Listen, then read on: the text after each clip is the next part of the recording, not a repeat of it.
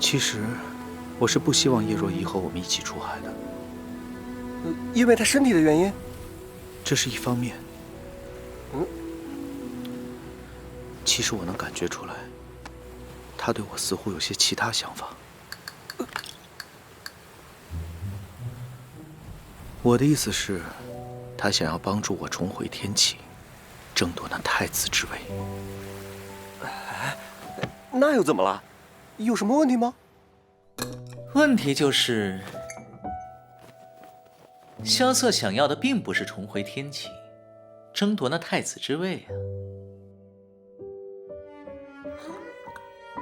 我也是最近才想明白，这样看来，执意让他回天启，只是我一厢情愿了。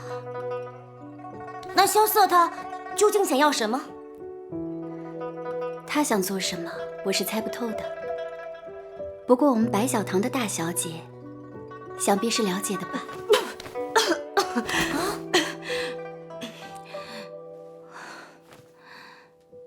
他让我查一个人。